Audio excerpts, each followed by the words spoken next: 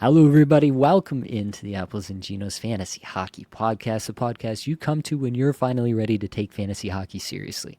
My name is Nibbelink. I'm the creator of Apples Ginos, originator of the Zero G Draft Strategy. In this episode, Blake and I are going to talk about some of the biggest hotshots and have-nots of the last couple of weeks. Let's get it.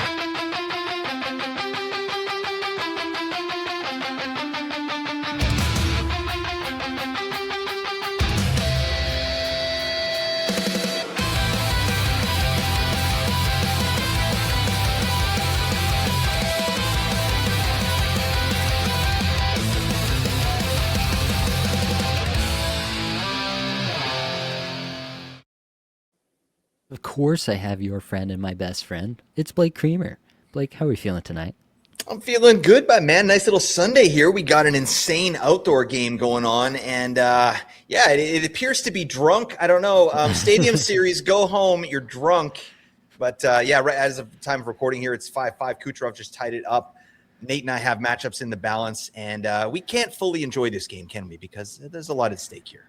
There is a lot at stake. We are in a matchup. You're ahead, and it would be comfortably ahead if this game wasn't as drunk as it is. I have Gensel going, and I have Hurdle going later, so I have a little bit of a chance here still. So I don't know. I'm not holding my breath. It's a 15-point difference still, but yeah, it is a pretty weird Sunday overall. My teams just kind of like fell apart through the back part of this week, so that's been super fun to watch. I thought I was going to have a really nice week, and that all came crashing to a halt Thursday through Saturday. So it's looking like another middling week for me on the wins and losses side of things. But we soldier on here, Blake. That's what we do, right? We feel good about this, all right? And we're still good people, right, Nathan? I believe so. It's unconfirmed, but I believe so. My mom says I'm cool as well. She said I'm a catch. So, Ooh. I said that to my wife when we were meeting, and it really had some weight with her. So I think that's, part of the reason we're married now. Thanks, Mom. All right, let's get into some Newsies. Oh, yeah. Off the rip, we want to talk about somebody who's playing in this game. Victor Hedman back for the Tampa Bay Lightning. I don't actually think he's gotten in on any of these 5 goals. I was just going to dig in here. He hasn't. Yeah, not getting in on any of that so far, but obviously Tampa is not going to be mad about having their primary guy back in the fold. As expected, Darren Radish still on the top power play in this game. I don't think this is the game where we decide once and for all what Tampa's going to do rest of season, but it's at least one data point that they seem to want to continue with Radish there.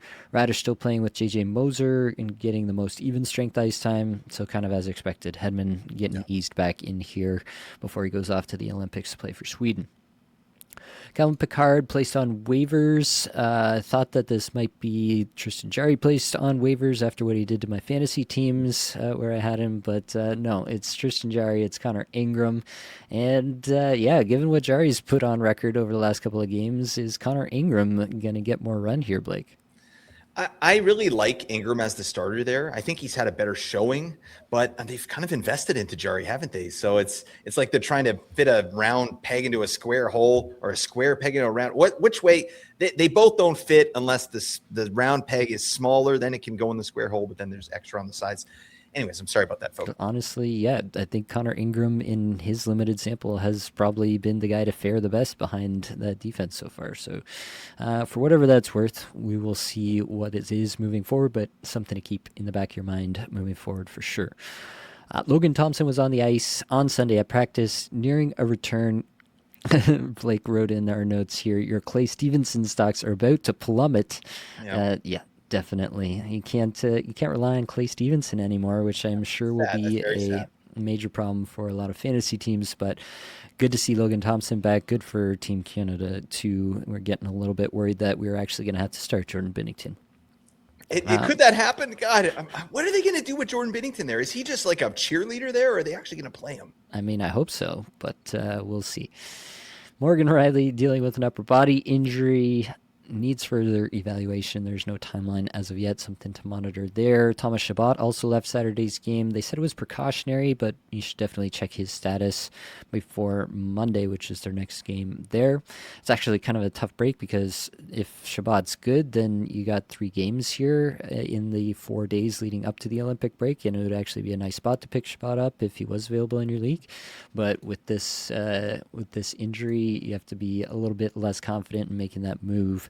Maybe you're able to be on top of the news and you can kind of jump in if and when he gets there, but something to monitor moving forward. Robert Thomas back after the break is the expectation. He did actually undergo an actual procedure on his leg injury there, but it seems to be relatively minor, and I think he can be back after the break. That probably throws a bit of cold water on the potential trade rumors around Rob Thomas as well. So most likely, seems at this point anyway, like he's likely to stay in St. Louis. Troy Terry and Mason McTavish back here on Sunday for the Anaheim Ducks. Good news for them. They had been managing to pull off some wins here, which was a minor miracle. Actually, I'm not seeing. Do we have McTavish back in this game? I'm not I'll seeing. take a look. I saw a tweet that he was. Yes, he is. Yeah, he's played it. He's played almost 2 minutes so far, so okay, he's in. We're good. All right. I just wanted to make sure I wasn't we good. leading people astray after the fact when they probably already knew the information by the time that they had listened to this. So we can just edit it out, Nate. We we'll do it all the edit it in time. post. Basically, 80% of my takes edited. Nate they're all on the cutting room floor. Nate just smashes my stuff here. That's pretty much what I do, yeah. Let's see. Terry McTavish back, good for the Ducks offense. Will be very interesting to see what they do, particularly with the power play moving forward. They've been trying a bunch of stuff there. I hope for fantasy purposes that they kind of nail that down a little bit towards the back end here. Hopefully that also means more ice time with better players for guys like Cutter Gauthier, and I think that's probably a bit of a negative effect for Mikael Granlund, who'd been getting a ridiculous amount of minutes there for the Ducks. He was kind of that jack of all trades, fit in all spots where no other players were available to get into, so probably a little bit of downgrade for Granlund there on my watch. Connor McMichael, a player that we've been talking about as a potential streamer in some deeper leagues, and because the Capitals' great schedule, both before and after the Olympic break here in Week 18 of your fantasy season, week to week now with an upper body injury. So that's going to take a lot of the shine off his potential as a streamer here. Maybe after the break you could still look at him, but definitely not for before. And Martin Necas has a lower body injury that kept him out of Saturday's game day-to-day for now until we hear more, but definitely a bit of worry for the people who have been enjoying his production on the year. And your favorite here, Blake, Josh Norris, back. Is he going to be back before the break here? Do we think that he's going to get in some games? I don't see why they would. I mean, when you can just skip 4 days, let the guy rest up and get healthy, and then get him back for after the Olympic break. That's what makes sense. But I mean, I'd love to see him, right? It'd be great. I have him in 4 of my teams in the IR right now, where he spent most of the year. Very injury-prone player. So yeah, I'm hoping. I'm crossing my fingers, but I think he'll definitely be back after the break. Right, Braden Point.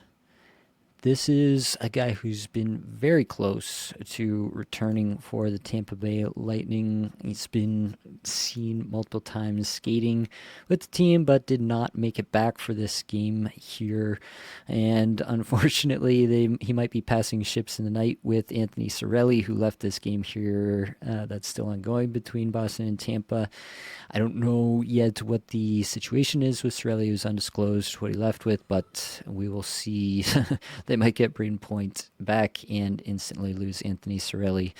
So tough looks for the Lightning, but I don't think that will slow them down any. And Braden Point, I've said it before, he was absolutely on fire before the injury. Hopefully he's coming back at 100% and not kind of rushing back to get into some games before the Olympics. If he's back at 100%, I do expect him to have a much better rest of season than what he had put on tape in terms of counting stats to date.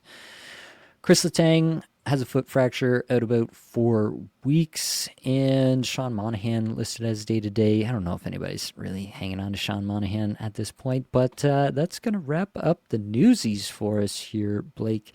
Are you ready to get into some hot shots? I'm ready, buddy. I feel like the Newsies are a little spicy today. Little Apples and Ginos after dark. I think we've talked about this before. This is a family program, right, Nathan? But yeah, I feel like maybe we have a little side project where we just get the biz. You know what I'm talking about? You into this, Nate?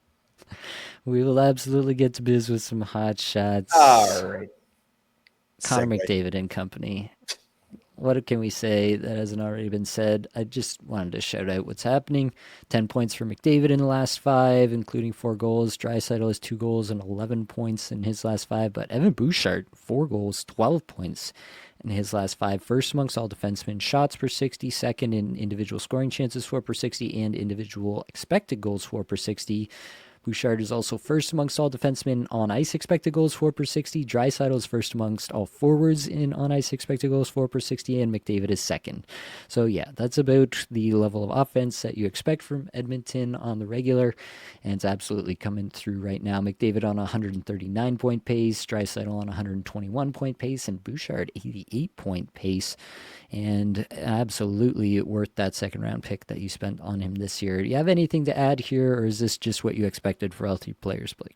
I mean, it's what we expected, but it's also nice when something you expect actually happens, right? Yeah. Like, because last year the Oilers were a little bit muted. I mean, there's still great seasons. Like McDavid had 100 points, that's fine. But you can really see McDavid is flying here. Draisaitl took that leave of absence, came back, didn't miss a beat. Like he's facilitating like an absolute legend right now.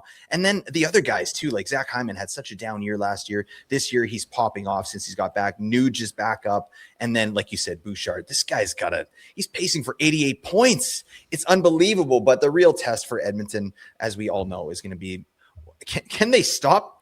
Can they stop the puck? And it's not just the goalie. It's like the level of chances that they're giving up on the regular is just not sustainable. And it's a real problem there in Edmonton. So while it's good for fantasy, like all this stuff popping off, like in real life, this is a team that I think is a little bit in flux. It's not a guarantee that they're going to do anything in the playoffs, like the way they're playing defensively. Yeah, I tend to agree with that. I think they probably figured out like this is a team that's done it to a good enough extent in the past 2 playoffs to get to the Stanley Cup final. So you kind of feel like they must have it in the tank somewhere, and Yeah, maybe it's just not coasting coming for out. now. And yeah, I don't know. Maybe, but either way, good for fantasy, and you Yeah, can't hell be too yeah. mad at that when things go the way you expect them to. One player who's not doing what we expected him to is Charlie Coyle, who has 5 goals and 9 points in his last 5 games, almost 19 minutes a night, 122nd in shots per 60, but 53rd in individual expected goals for per 60, 174th in on ice expected goals for per 60. Getting a prominent role on that top power play for the last little bit here and making good on it. At even strength, playing with Matthew Olivier and Cole Sillinger, that's been good for this week, but you have to imagine over the long run that even strength piece probably drags him down a little bit in terms of the point pace. But still, I think this is something we have to take note of, at least for Charlie Coyle. My biggest problem with Charlie Coyle is like the East is so tough right now. The Blue Jackets would have to go on just an unbelievable run rest of season, really, to make the playoffs even at this point. And so, if the Blue Jackets look at selling, I think Charlie Coyle, as hot as he is right now and performing so obviously well in a very specific role, could be a very attractive piece at the trade deadline. So, what do you think, Blake? Do you think there's something there? Yeah, I mean, certainly to your point, I think he's a prime trade chip. Like this is a guy that you want in the playoffs. He's a guy that gets to those dirty areas. He's a guy that, yeah, he reminds me of kind of a Zach Hyman type of mold, right? Like all his stuff. He's not bringing the puck in and setting up chances. He's the guy in and around the net, banging away, and he's really good at that, right? And he's had over 1,000 games to perfect his craft. So yeah, and he's filling the bowl on the regular. He's upper decking it. We talked about this, right? You ever upper decked before, Nate? I mean, be honest, right? You know what I'm talking about here. I have no idea what you're talking about, and I really don't want to. Oh God. Okay. He's shut me down. You see, this is what goes on the cutting room. You open the top part and you poop in there, right? So then when you flush the toilet, the poop comes out, and it's just a vicious cycle. Anyways, Charlie Coyle's doing that. But yeah, I think this is just a hot stretch for him. But it's really nice to see. But to me, it's not sustainable. This isn't something that we can expect from Charlie Coyle. Like, yeah, the numbers aren't great. The individual expected goals, pretty good as expected. But yeah, it's just going to go away pretty quickly. It's nice to see him on power play 1, though.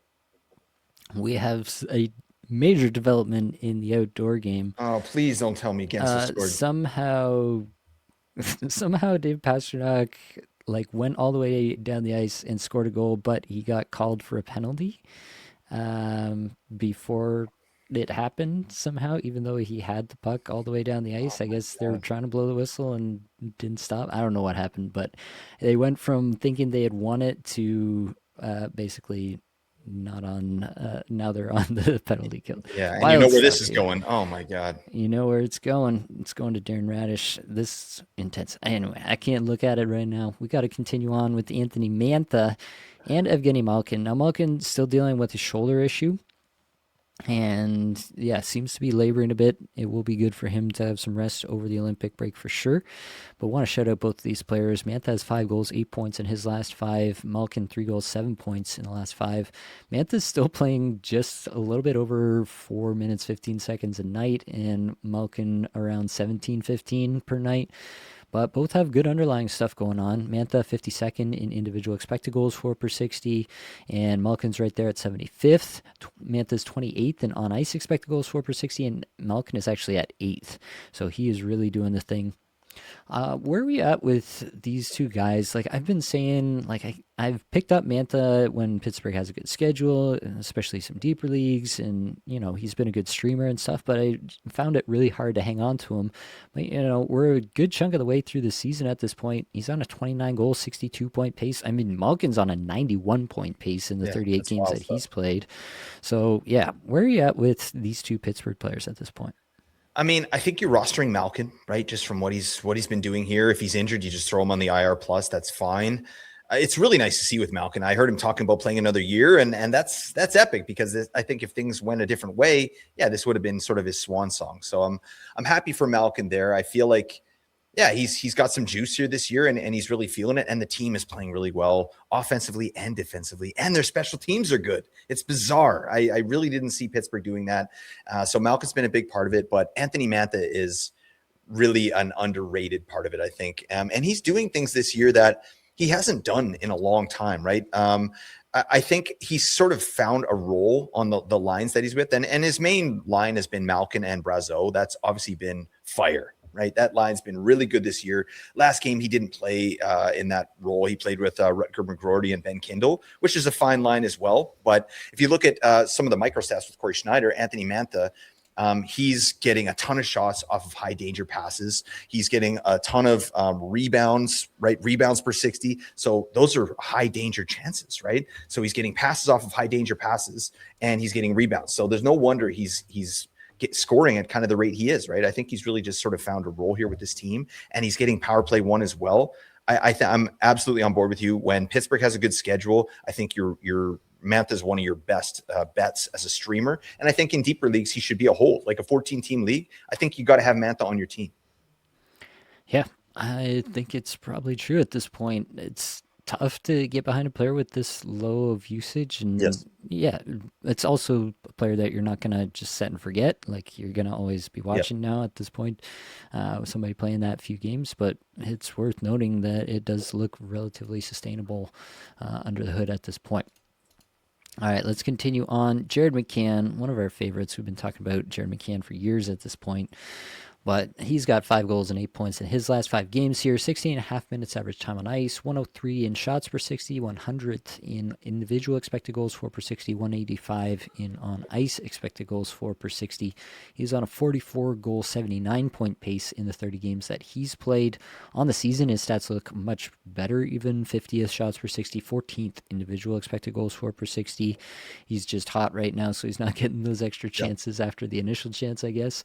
So yeah, talk to me about Jared McCann. I have him in the fantasy puck league, and that's a league where he's kind of at that level where I'd normally not even think twice about dropping him and moving on to the next guy, because there's a lot of guys in this kind of range that are just kind of typically available on a week-to-week basis on the waivers in that league. Yep. But man, when he's putting up a goal per game and 8 points in the last 5, it's going to be pretty hard to drop him.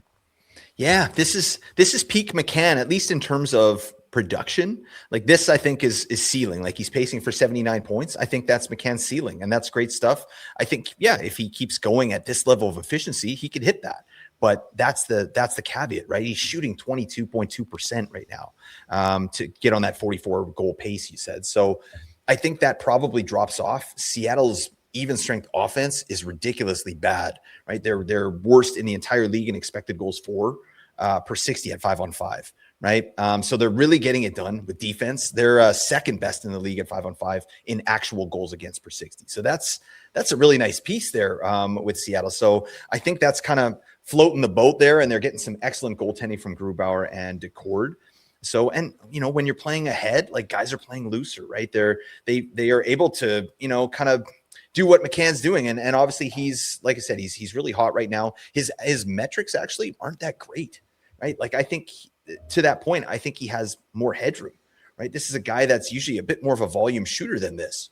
Right now at even strength, he's shooting just under 6 shots on goal per 60.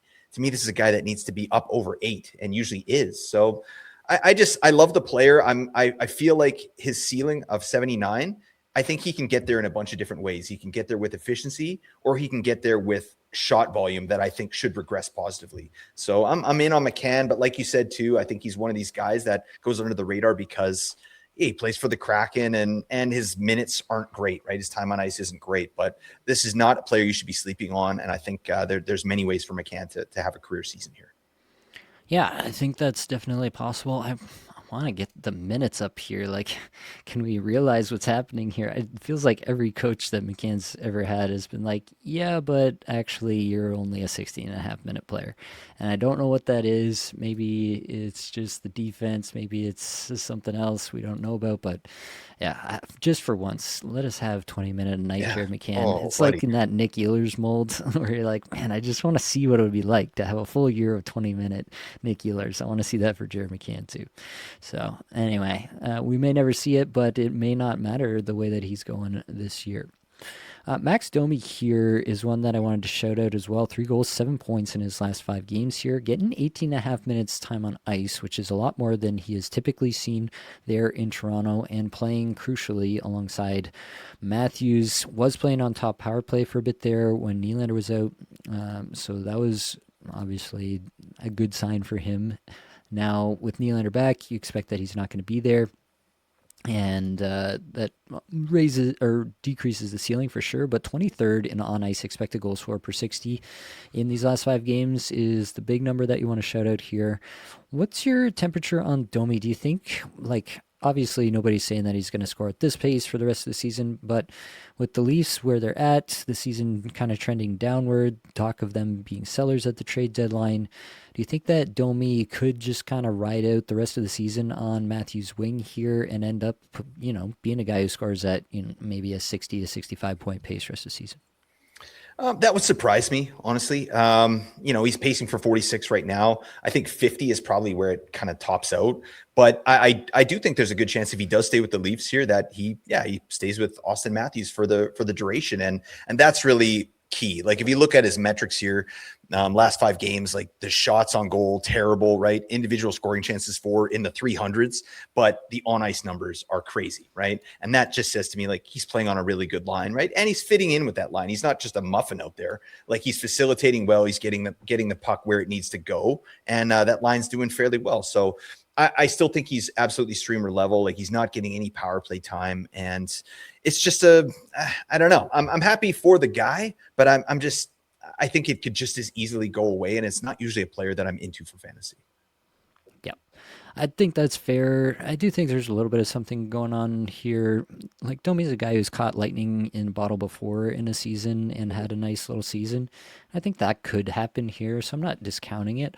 It's a guy that I think I'm just going to ride with for a little bit. I have him in one spot. I think I'm just going to ride it until it kind of peters out, and when it peters out, I'll be done with it. But I think it's possible that especially if the Leafs do sell, like if they start to sell, and they have, like, if they do start to sell, they have a bunch of pieces that I think some teams would be interested in, like guys like Bobby McMahon, guys like Scott Lawton, guys like Nick Roy. Like if they start to sell off a bunch of those forward pieces, that would potentially mean even more ice time for a guy like Max Domi over the back half of the season, or the back quarter of the season, basically at this point. So yeah, I'm just not ruling it out. Basically, is where I'm at with Max Domi. Kyler Yamamoto, a player that we haven't talked about in years, it feels like, but all of a sudden he's popped up here for Utah with 5 goals and 7 points in his last five, playing just over 12 minutes a night. So the time on ice is definitely not there, but 80th shots per 60, 28th individual expected goals for per 60, 62nd on ice expected goals for per 60. He's now on a 22 goal, 40-point pace in the 33 games that he's played so far this year. I'm not saying that there's definitely something here, but like, would it be crazy to think that Kyler Yamamoto could have a nice little streamer level back end of the season here for us for fantasy?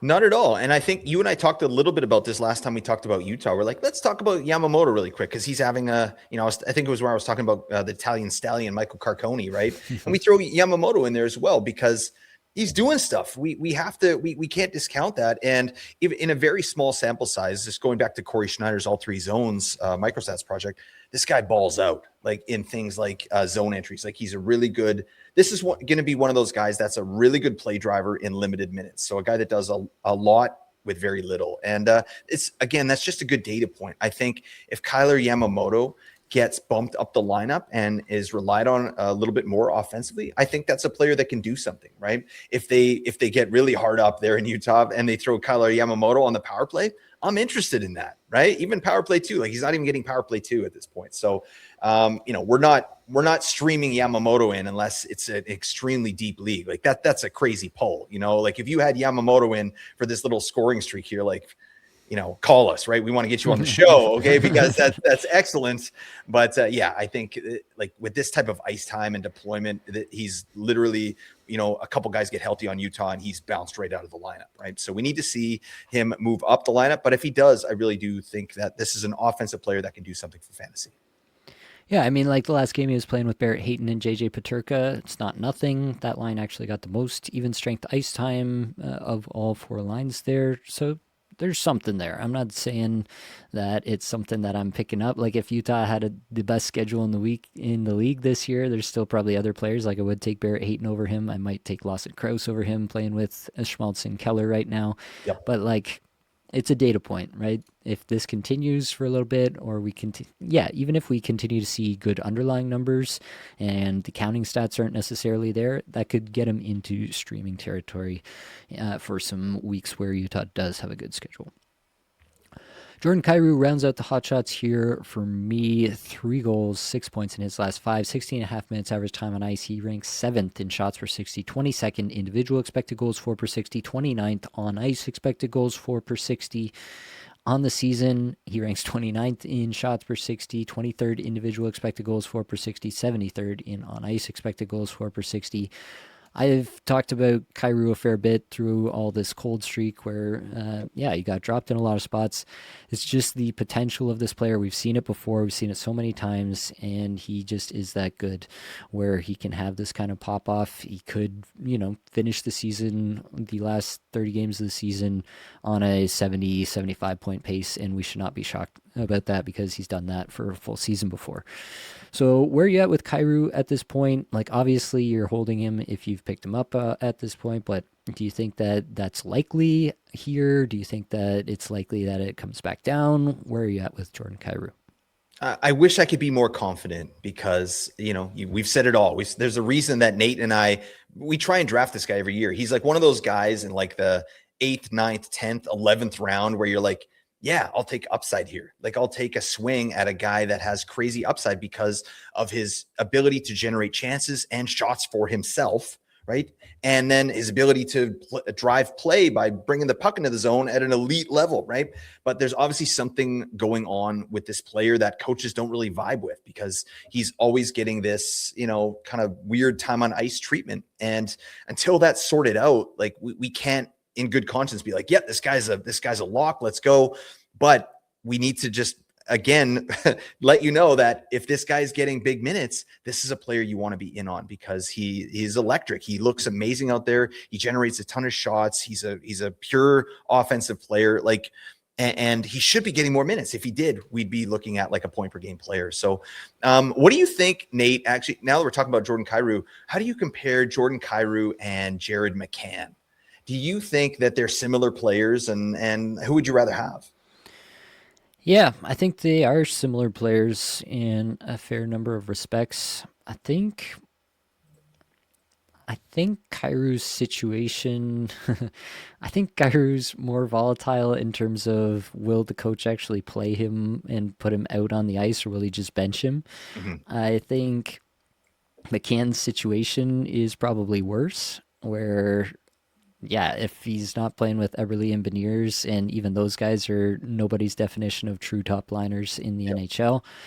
So if he's not playing with those guys and he goes even further down the lineup, then it gets really tough for Jared McCann, even with great individual stuff, to put up points. Whereas in St. Louis, at least as of right now, they have a decent amount of solid players for Kyrou to play with, where he can get moved around and still not lose too much of his underlying chance generation metrics.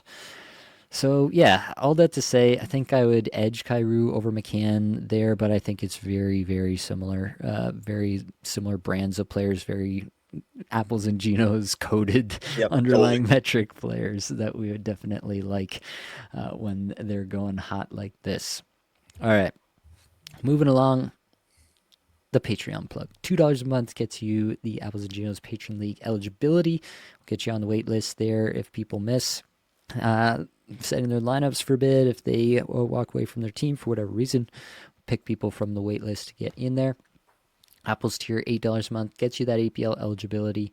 Also gets you access to patron-only Discord channels and live shows. Blake just did a live show, a playoff primer live show for the patrons. If you join at the $8 a month tier, you'll have instant access to that show. It also gets you show notes for this show here and for the weekly Waiver Wire show. Also gets you access to the Apples and Ginos player evaluation tool, where you can look at Jared McCann's beautiful lettuce and admire his point scoring ability. All right, Blake, ready to continue on with some have-nots? What's cooler than being cool? Ice cold. All right. Outcast. You ever heard this? I have no idea what that is, but Oh my God. we can continue on. Nate. Okay. Hit us up in the comments, and you really need to let Nate have it here, because he's never heard the band Outcast. He's never heard the song Hey Ya. What are you doing, Nate? That's from Hey Ya. Yeah. Why am I blanking on that? I don't know. That's crazy. That's All right. Well, I'll take the L on that one. I know the song. I just blanked on it, that. it was my impression that bad. Maybe Yeah. it was. I don't know. Yeah, it's Hit us in the comments whether I'm crazy or Blake's impression was that. yeah. That's what that is what we need. I'm gonna put a poll. This up, is the beef we need settled. absolute beef. All right. Let's talk about some have-nots.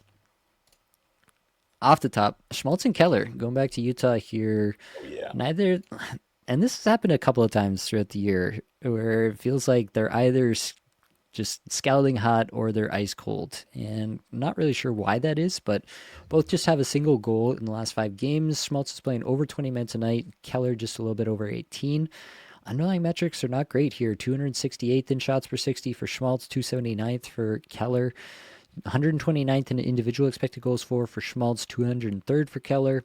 On ice numbers, not much better. 192 in on ice expected goals for per 60 for Nick Schmaltz and 173 for Keller. So, Blake, where are we at with these guys? Are we just going to have to get used to the yo-yo effect from Utah's top players here? Maybe this power play is terrible here in Utah, and I think that's really the driving factor why we're seeing this crazy variance with certainly Keller, right? Like, this is a guy that should be pacing for 90 points. He's pacing for 75, right? And I think a lot of that is lack of power play production. He got 37 power play points last year. That was that was good for 4th best in the NHL last year, and this year he's got 14 with only 1 power play goal. Damn. That's really rough stuff for Keller. And I think they need to figure that power play out for these guys to reach true potential. So, Keller is the one I'm low key concerned about, but he's a great play driver. All those things that we like about Kyrou and, players of the like, he's a great zone entry guy, generating chances at a really high clip. So I'm not so worried about Keller. I'm worried about the power play. Schmaltz, to me, I think he had a really good start, right? He had that stretch there where he was really shooting the puck, which was like not Nick Schmaltz like. And then I think that's come down a little bit. his efficiency is still really high on the year, right? But the last little bit hasn't been very good. So I think this is kind of what we can expect from Nick Schmaltz moving forward, right? He's on a 70-point pace. It wouldn't surprise me if he paced for 50 points for the rest of the year, and we end up with like a 63-point Nick Schmaltz at the end of the year and go, yeah, that was great season for Nick Schmaltz. But Keller's the one that I think we should, expect a lot more from, and I think he has a lot more to give. Yeah, I tend to agree with most of that there. I think Schmaltz can end up at the 70-point pace. I don't think his luck metrics look unsustainable to me. I think Keller's look pretty low. Mm-hmm. I I think that the power play should be better, but I think we often see this where power plays kind of get in their own way and they have a hard time getting on track. So it feels like honestly a coin flip whether it gets significantly better over the last Yep. little bit of the season here or not. So that's a coin flip you're going to have to examine for yourself. Let's move over to Trevor Zegras, who has also just a goal in his last five here. 17 and a half minutes average time on ice.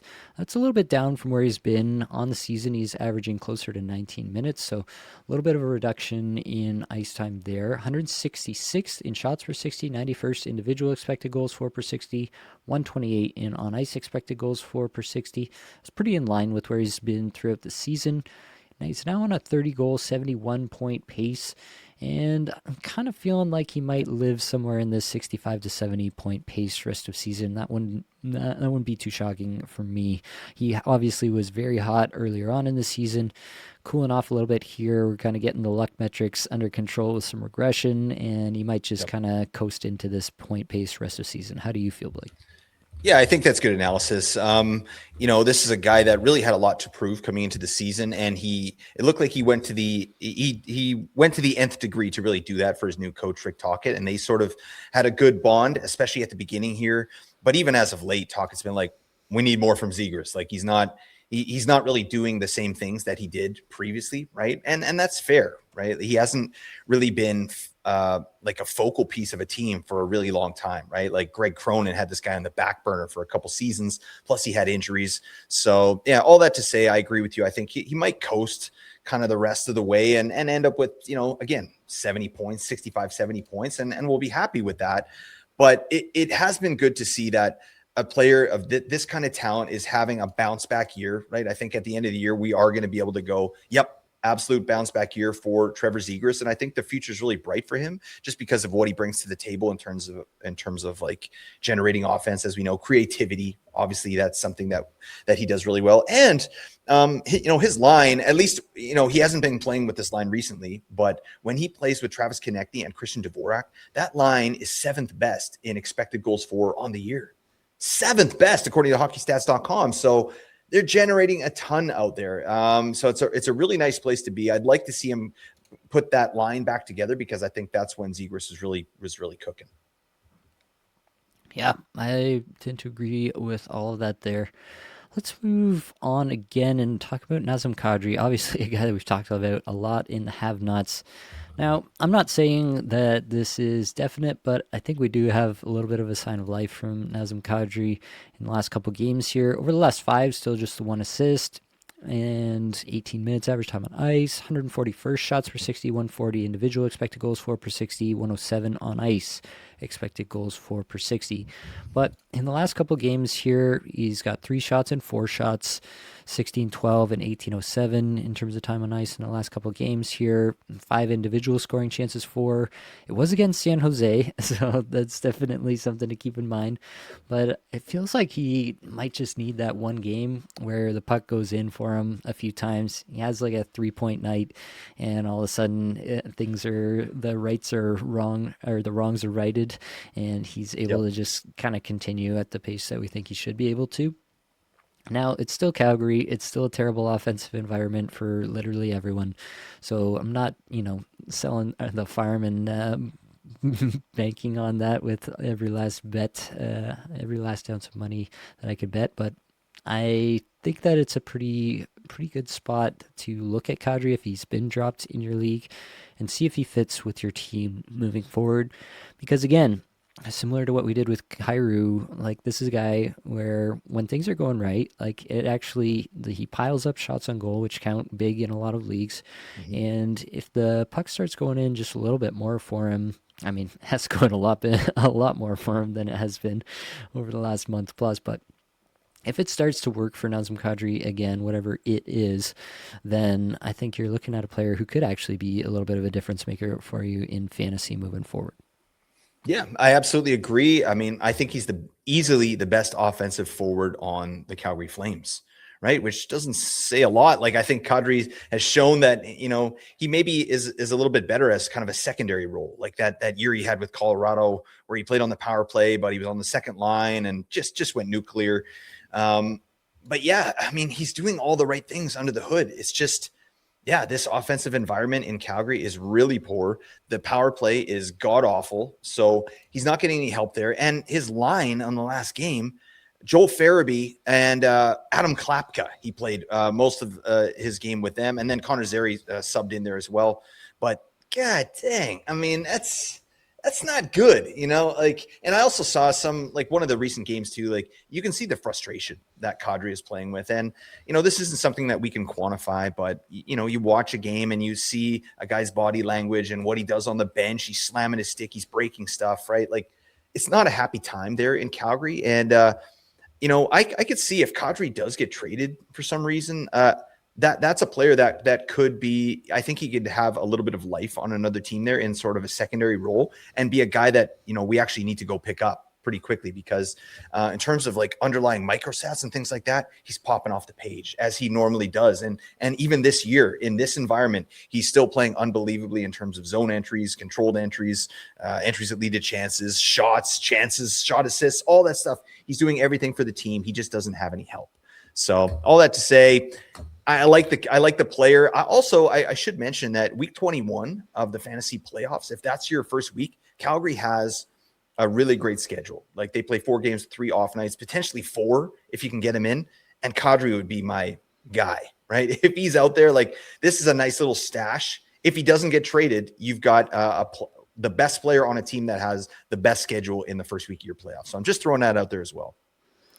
Nice note there. Let's continue on to Andre Burakovsky. Burakovsky is a guy that we've kind of been into as the foil on the Connor Bedard line for quite some time.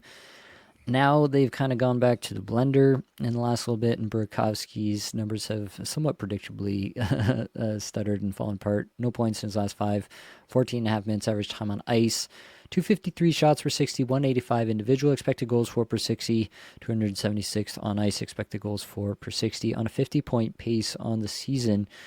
Is Burakovsky just a guy that you're interested in when he's attached to Bedard, when he's on the top power play? Does he need all of those things to be fantasy relevant for you as a streamer, Blake? I mean, there's levels, right? The first thing I would need to be interested in Burakovsky, get on power play 1. Hey, that's the first thing. Second thing, if I want even more, yeah, he needs to be attached to Bedard, but both those things aren't happening right now, and therefore I'm not interested, right? This is a guy that I like a lot of the underlying things, but he's also proven throughout his career, like he can't do it alone. Right. And this season in particular, when he's with Bedard, he's had some real big success. So it's interesting to me that they're kind of moving away from that. You got Frank Nazar back in the mix here. And that does, like, you want to prioritize Nazar over Burakovsky. You know what I mean? So whatever you need to do, get Nazar going. I think that's going to be better for your team overall. But individually for Burakovsky, yeah, it hurts. And I'm not really expecting a ton of production at this point unless his opportunity and role changes on the team.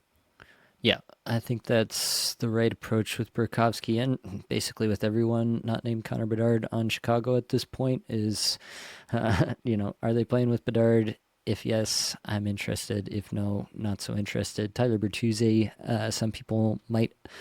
Why'd you say it like that? Tyler Bertuzzi. Bertuzzi. Oh, we got Bertuzzi. I don't know. It just came out that way. I think it needs to stay that way. Damn. All right. Let's make it a thing. We can make it a thing. But yeah, I think that might be the one exception some people might have. I think that could be an exception. I'm not 100% convinced that Frank Nazar are currently playing on a line with Bedard and on the top power play there. So obviously that's of interest for Nazar. But Yeah, I do think they probably flatten out these lines. I think they went away from Burakovsky because Yep. he had been there with Bedard for a while and it hadn't been working. And then so just in the last game or two here, they've gone with Nazar up there. Something to watch moving forward. Over to the New York Islanders, Emil Heineman, your favorite player, Blake. I One of don't know them. why. I never pegged you for an Emil Heineman guy. All right. Emil Heineman, 1 goal in his last five, just under 18 minutes average time on ice, 64 shots per 60, 85th individual expected goals for per 60, 208 in on ice expected goals for per 60. I am still formulating my opinion on Emil Heineman. I've said this before. It feels like a guy who shoots as much as Heineman does, who's getting as much run as he was under Patrick Waugh, that things should be pretty good for him, especially if he's playing a lot alongside Barzal, which he has throughout a good chunk of the season here. The last game, he was playing on the Horvat line with Andre Palat on the other side, and that line got the most 5v5 ice time. So, again, theoretically, pretty good spot. They split the power plays. He was on the Horvat power play. Theoretically, not a bad spot to be for fantasy production. But I'm starting to wonder if Heineman isn't just like kind of like budget Owen Tippett or something like this, where like just not an efficient player, basically, is where I'm going with that. And a guy who will do a bunch of stuff that makes you notice him and you get excited about it, but then you're like, wait a minute here. This is the Evan Rodriguez effect where he shoots 7% and you're left with just a bunch of peripherals, which is like okay, but it doesn't actually move the needle for fantasy purposes. So that's where I'm leaning currently with Heineman, but I'm curious if you have a different take, Blake. Budget Owen Tippett, man, just pony up and get the Tippett. All right, do it. It's well worth it, folks. Yeah, this guy's a proctologist, and we love to see it. All right, the ass man. I think I love the peripheral floor this guy's bringing to the table, and I love the consistent ice time. Those are two things that I think are in his favor that I'm really enjoying. Yeah, his efficiency I think is questionable. His actual offensive chops, maybe not in this environment on this team. It's not really going to be there consistently. But I like the deployment. He's getting power play too. And even looking to this next week, like the Islanders have 3 games in 4 nights. I think Heineman is a great stream. If you just want kind of a safe stream, like it's not a ceiling play, but he, like you said, he's getting the most even strength ice time there. He's playing with Bo Horvat, who's a really good defensive center and play connector in his own right. I think Heineman can do something, but yeah, it's like he's pacing for 34 points, folks. So I think, what's absolute ceiling if we get, a really great showing from Heineman, 45 points. I don't even see that happening, right? So just manage expectations. But again, the hits, like he's got 175 hits in 55 games. My God, like what is he doing? He's like a pinball out there. So I like a lot of what this guy brings to fantasy. Just manage expectations. He's not an offensive juggernaut by any means. All right, continuing on to Josh Morrissey, who has no points in his last 5 games, despite skating almost 25 minutes a night. He's 31st in shots per 60, 38th in individual expected goals for per 60, and 53rd in on ice expected goals for per 60 amongst all defensemen in those 5 games. And honestly, his stats are not that much better on the season. 26th and on ice expected goals for per 60 on the season is a little better there. He's on a 64-point pace on the season still, so pretty good stuff there. 47% IPP, 10.1% shooting percentage on the high side for a defenseman, obviously, getting in the double digits. 14.1% on ice shooting percentage, very high for most defensemen there. Where are you at with Morrissey? Is this just a little bit of a streak where he's leveling out some luck metrics, or do you think that this is a spot where we should actually be a little bit concerned about the Winnipeg Jets, the environment, their season not going the way that they had hoped, and Morrissey might actually not be the defenseman we had hoped rest of season?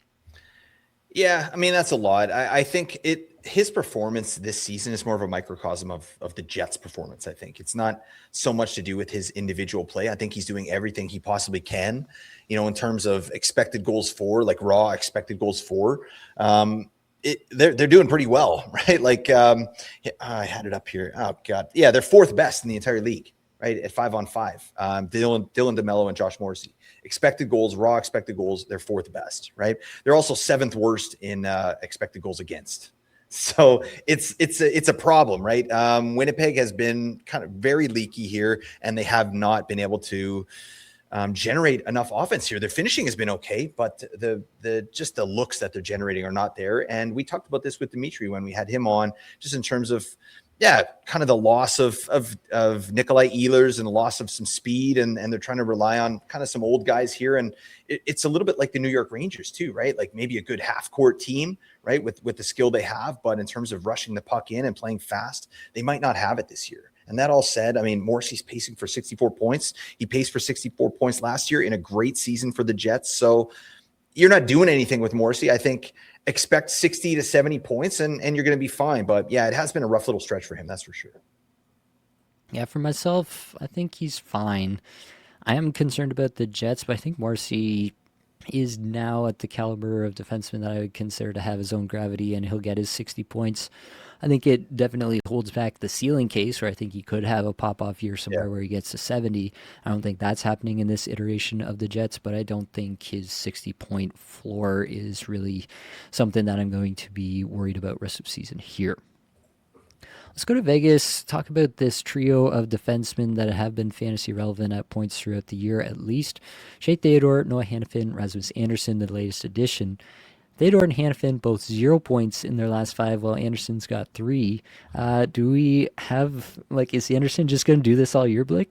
He's doing it. I love Rasmus Anderson this year. It's been a guy I picked up on waivers in 3 spots, and I just couldn't let him go because he was doing so well with Calgary. You and I talked about what would happen when he went to Vegas, and he would lose some value, and I agree with that still.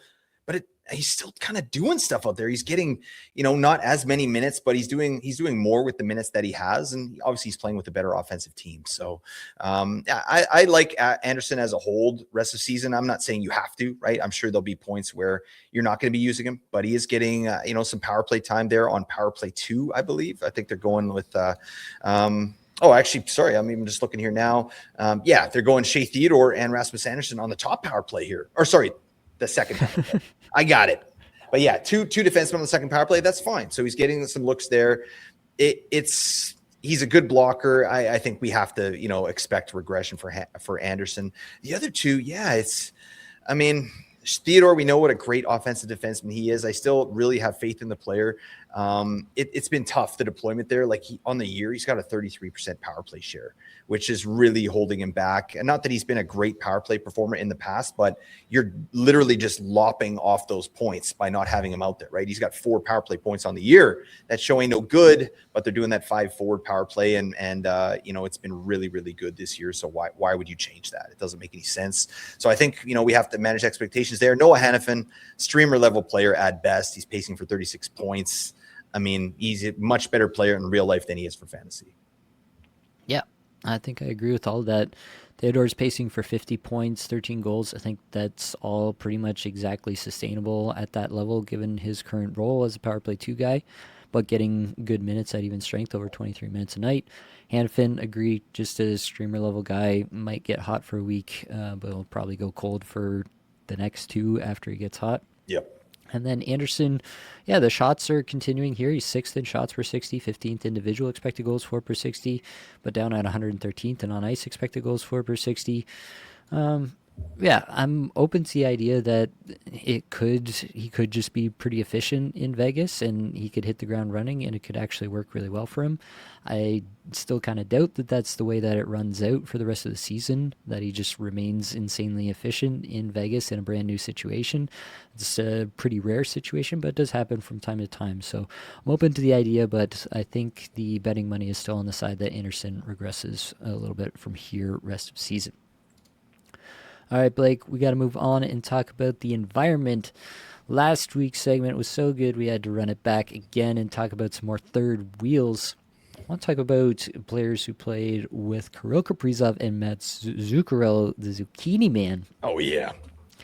So Daniil Yurov, Ryan Hartman, and Joel Eriksson Ek are the 3 here to talk about. Let's get Joel Eriksson Ek out of the way first. He only played 18 minutes with these two. 32 scoring chances for per 60 with him on that line and 33 without. So even in those 18 minutes versus the 437 minutes that Zuccarello and Kaprizov have played away from Joel Eriksson Ek, they're a little bit better away from him. So I think they are like pretty intentionally moving away from that. That was a combo that they went with for a good chunk of time in previous years. But now Eriksson Ek and Boldy seem to be the duo that they like the most there, and that they're just trying to figure out who works with Kaprizov and Zuccarello. Yurov was the guy earlier on. He played 189 minutes with them, 28 scoring chances 4/60 with him there. They are at 36 scoring chances 4/60 without him, so obviously that hasn't gone so well. Ryan Hartman is the guy who's been there as of late, 197 minutes with those two as of now. 40 scoring chances 4/60 with him there and 27 without him there. This has really clicked in a big way. Like that's a number, like I said last week, scoring chances 4/60 is not like the only metric that you would need to really evaluate whether this is working or not. But when the spread is that big, to me that really means something. How do you feel about it, Blake? Yeah, I just think there's a lot of reasons to keep Hartman up on that line. I think it spreads out the offense, like, much better. Obviously, you want Jeek with Matt Boldy. I think that's a duo that they like. And Marcus Johansson's been playing really well this season with them.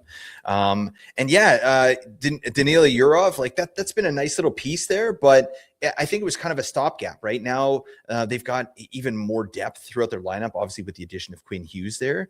And, guys like Vladimir Tarasenko playing a lot better as of late. And Hartman, to me, he's just a guy that we've been interested in for a long time. He has the ability to generate shots and chances on his own, which is really nice. But one of the things that he does really well that I think adds to the kind of the chemistry of that line is his ability to defend in transition, or just his ability to defend in general, right? He's an underrated defensive center, right? And a play connector. And I think that's really been a key piece for, like, Zuccarello's been popping the hell off as of late. That's been really nice to see. And obviously Cap is doing Cap things. So all that to say, I think Hartman is the right answer here. And that's a guy that we need to have our pulse on for fantasy. I think he's rosterable currently.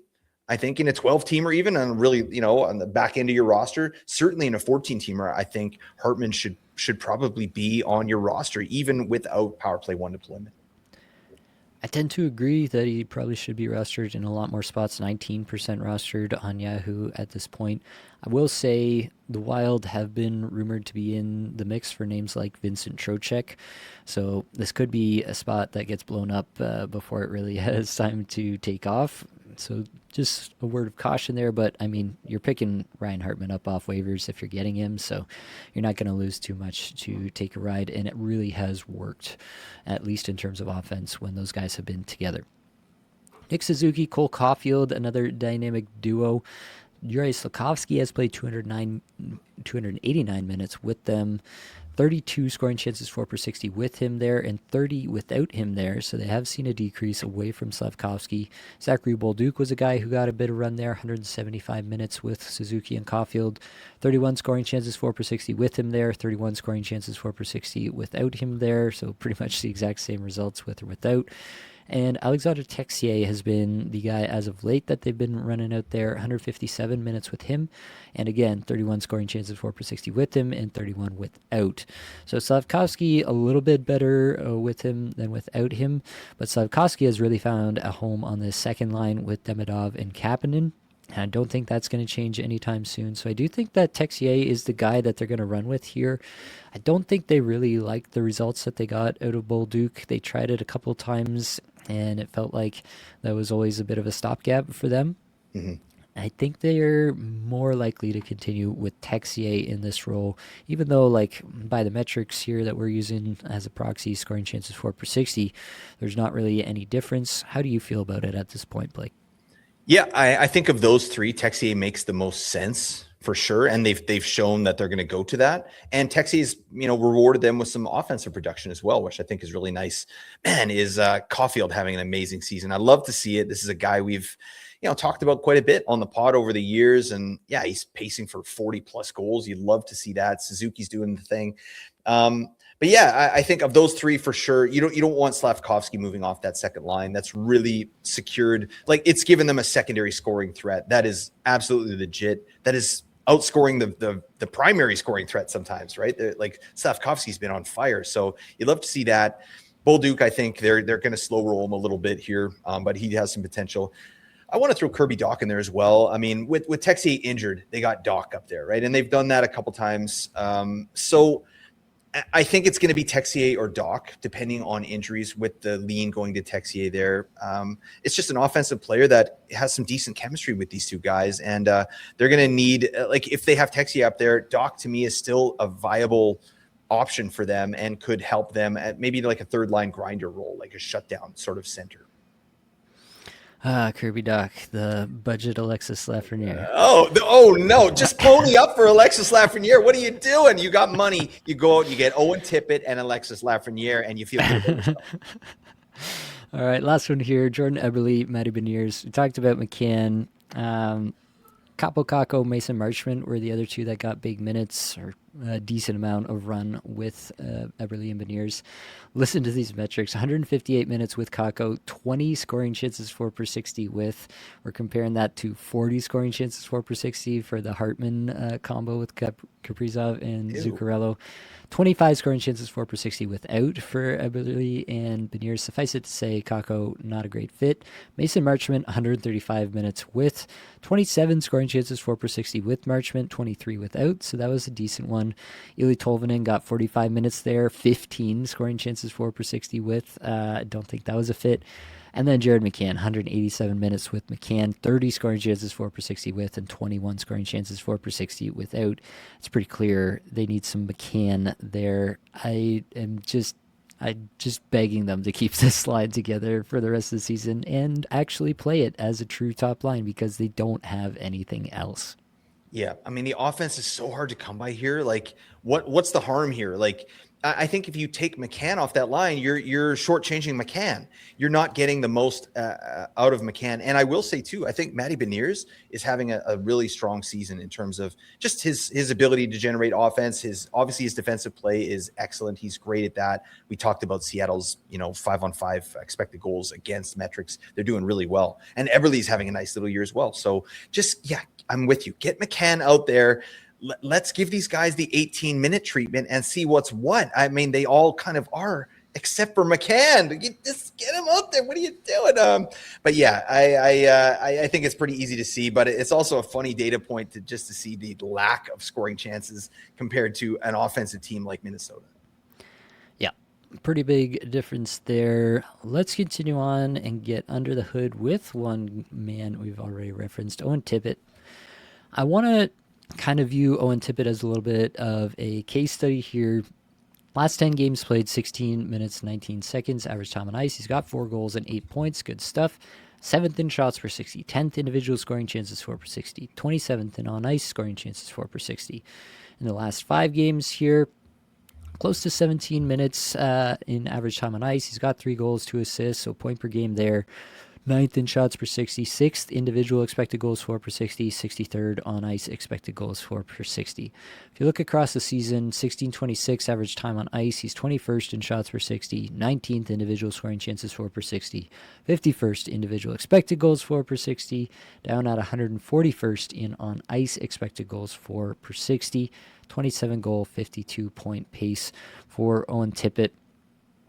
I think that this is a profile of player that I used to get fooled by a lot and think like this breakout's got to happen because these underlying numbers are just so good. Like it's got to happen, it's got to happen, it's got to happen.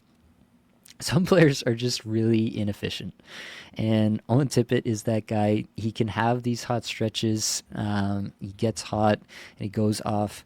But when he's cold, he's so cold. We've talked about him on the have-nots at multiple times where his shots per 60 have just completely fallen off a cliff. He fails to register a shot in 3 straight games. And you're just like, what is happening with Owen Tippett? I think maybe there's an element of, a guy who's got all the physical tools, like elite caliber athlete, but maybe doesn't have the creativity or the thinking power to, take it to the next level and to figure out more nuanced ways to beat a defender or to set up plays for his teammates. I think that shows up here in the on ice expected goals for per 60. That's maybe a bit better metric than we've had in the past to, examine some of that context around a player like this. On the season here, to get to this 52-point pace, 68% IPP, 12.5% shooting percentage, 11.3% on ice shooting percentage. I'm comparing that to his season or to his career numbers: 63% IPP, 10.3% shooting percentage, 9.7% on ice shooting percentage. He's a decent amount above all of those luck metrics on this season just to get to a 52-point pace. Obviously, this last little stretch contributing to that. I just think this is the type of player that, a lot of people who are getting into fantasy and they're like, man, this guy shoots a lot, low shooting percentage, going to regress sometime, and it's going to be great.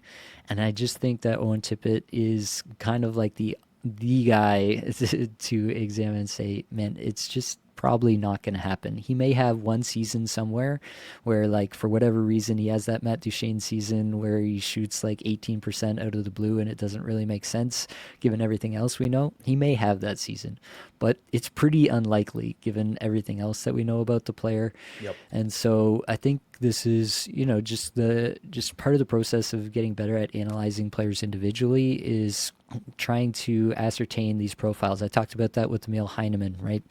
This is that brand of player to me. That's the way that Heineman is trending. And so unless I'm given a reason not to believe that about Heineman, that's the way that it's trending for me. And so this is just kind of like the prototype for that.